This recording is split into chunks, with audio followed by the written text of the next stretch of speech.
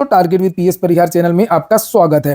इस चैनल के माध्यम से आप लोगों को विद्यार्थी जीवन से संबंधित सभी महत्वपूर्ण जानकारियां प्रदान की जाती हैं। उसी क्रम में आज की इस वीडियो में हम लोग बात करेंगे सबसे पहले बीएड सर्टिफिकेट की, बीएड छात्रों की, और लास्ट में हम लोग बात करने वाले हैं बिहार की नई शिक्षक भर्ती की। तो वीडियो को जल्दी से लाइक कर दें, शेयर कर दें। जिन छात्रों ने चैनल को अभी भी सब्सक्राइब न किया हो तो जल्दी से सब्सक्राइब कर लें, ताकि आप लोगों को इसी प्रकार की ऑथेंटिक अपडेट सबसे पहले मिलते रहे। चलिए शुरू करते हैं, बात करते हैं बीएड शिक्षकों की। हाल ही में पटना हाईकोर्ट ने एक आदेश दिया था, जिसमें यह कहा गया था कि जो छठे चरण की बहाली में जिन विद्यार्थियों का चयन हुआ है बीएड के आधार पर, उन विद्यार्थियों को भी सुप्रीम कोर्ट के आदेश के अनुसार अब बाहर होना होगा।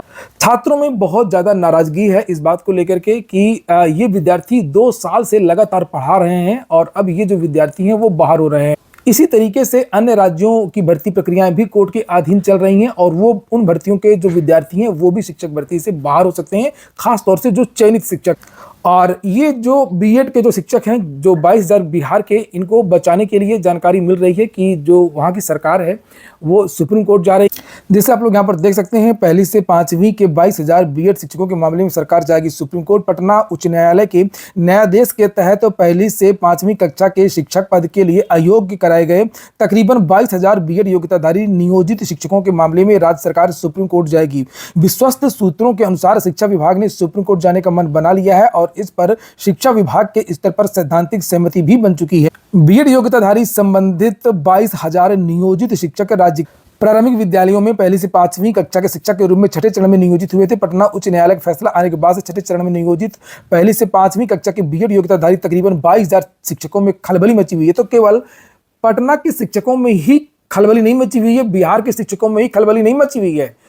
पूरे देश के चयनित शिक्षक जो एनसीटीई 2018 के गजट के आधार पर जिन्होंने प्राथमिक शिक्षक भर्ती के लिए आवेदन किया था और जिनकी नियुक्तियां हुई थी, वो सभी शिक्षक इस समय टेंशन में हैं, पूरे देश के अलग अलग राज्यों के।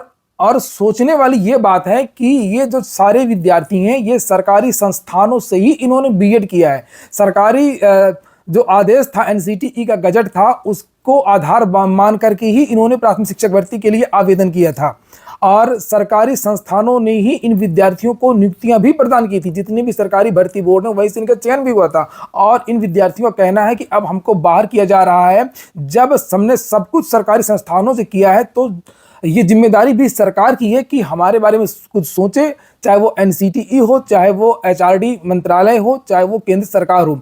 इन सभी को विद्यार्थियों के बारे में सहानुभूतिपूर्वक विचार करके कुछ ना कुछ आदेश जारी करना चाहिए, क्योंकि विद्यार्थी बहुत हताश हैं और निराश हैं। वैसे मैं आप लोगों को एक बात और बता दूं कि जो विद्यार्थी, वीडियो में मैं आगे आप लोगों को भी ये भी बताऊंगा कि जो छात्रों की क्या मांग है, जो चयनित छात्र हैं या जिन छात्रों ने बीएड किया था, अब अशोका आईएएस के जो डायरेक्टर हैं, जो टीचर हैं, उनकी क्या मांग। लेकिन आगे बढ़ने से पहले मैं आप लोगों को एक चीज बताना चाहता हूं, क्योंकि विद्यार्थियों के बहुत सारे फोन कॉल्स आते रहते हैं कि सर हमने ये कोर्स किया है, ये डिप्लोमा किया, इस यूनिवर्सिटी से किया, ये मान्य है या नहीं मान्य है और कहाँ से करें। तो एक वेबसाइट है जिसके बारे में मैंने पहले भी आप लोगों को बताया।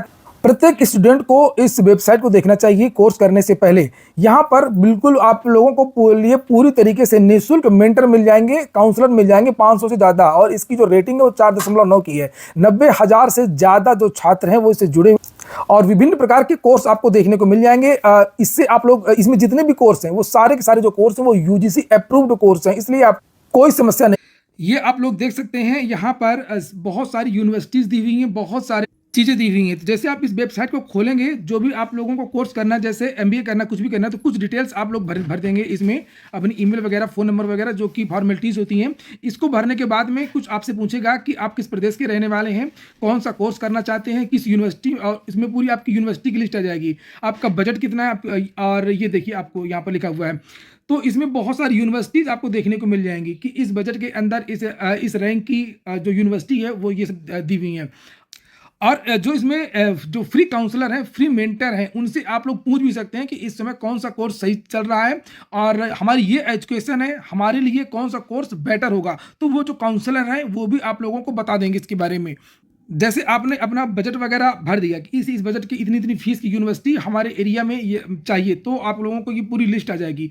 तो दो जो यूनिवर्सिटीज़ हैं, आप दोनों यूनिवर्सिटीज़ में कंपैरिजन भी कर सकते हैं। यूनिवर्सिटीज़ की रैंकिंग भी दिया हुआ है, प्लेसमेंट वगैरह के बारे में भी जानकारी दी गई है, किस यूनिवर्सिटी का किस तरीके का प्लेसमेंट अब तक कर रहा है, किस यूनिवर्सिटी को कौन कौन सी बैंकें हैं वो लोन दे सकती हैं। तो आप लोग यहाँ पर चले जाएंगे, इस वेबसाइट को चेक कर लेंगे, अपनी यूनिवर्सिटीज़ के बारे में, कोर्स के बारे में, काउंसिल से बात कर सकते हैं। बहुत सारी चीज़ें आप लोगों को इसी वेबसाइट पर मिल जाएंगी। जैसे हम यहाँ पर देखें, यहाँ पर देखिए 3 यूनिवर्सिटी ये आ गई हैं। ये देखिए, एक ये। इसमें किस यूनिवर्सिटी को कौन कौन सा सर्टिफिकेट मिला हुआ है, नीचे किस यूनिवर्सिटी की कितनी कितनी फीस है, अलग अलग कंपेरिजन कर सकते हैं, कहाँ कहाँ से ये अप्रूव्ड है, ये सब यहाँ पर दिया। और अधिक डिटेल देख सकते हैं आप लोग। और इस वेबसाइट की सबसे अच्छी बात ये है कि इसमें जो है वो फ्री काउंसलिंग है।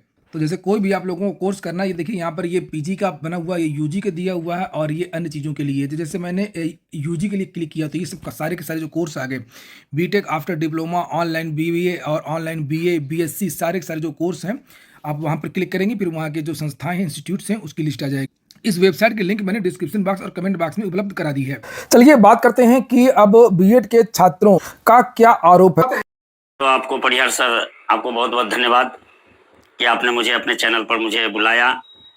और बात रही कि बीएड वालों को जो अभी बाहर किया गया है ऑनरेबल हाईकोर्ट पटना हाईकोर्ट द्वारा, तो इसमें सबसे बड़ी गलती तो सरकार की है। देखिए, गवर्नमेंट के पास एकदम कोई न रोड मैप है बीएड छात्रों के प्रति, कोई न एजेंडा है। जब चुनाव आता है तो चुनाव के समय उन्होंने अपने ढंग से लाते हैं बच्चे को कि हम इतना रोजगार देंगे। उस समय चुनाव के समय केवल दिखाई देता है चुनाव किस तरह से हम जीते। तो इसलिए तमाम तरह के प्रलोभन दे करके पहले क्लियर नहीं किया कि बीएड वाले प्राइमरी टीचर बनने योग्य नहीं है।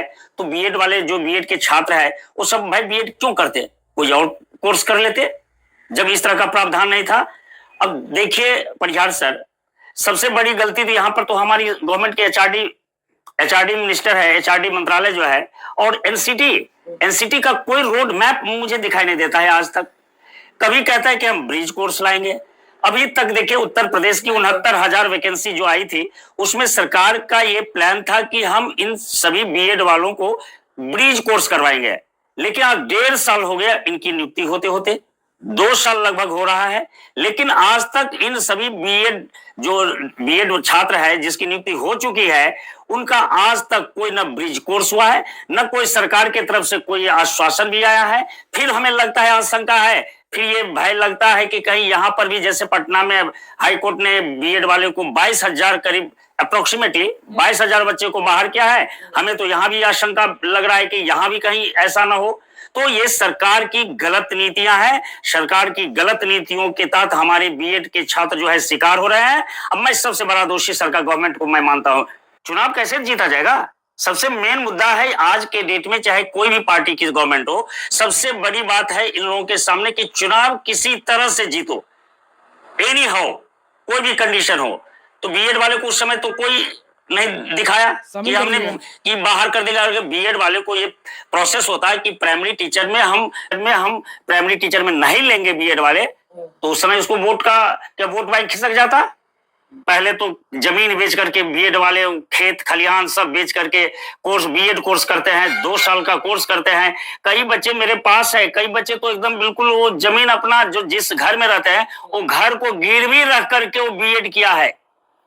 अब बताइए, आप ही बताइए कि जो बच्चे अपना घर को गिरवी रख करके बीएड कोर्स किया है और वो अपॉइंट भी हुआ है, कोई और नौकरी छोड़ करके वो दूसरी बीएड प्राइमरी टीचर बनने के भाई, जैसे मैं आईएएस सरकार से मैं भी अपील करूंगा कि कम से कम उन बच्चों के बारे में चिंतन करे।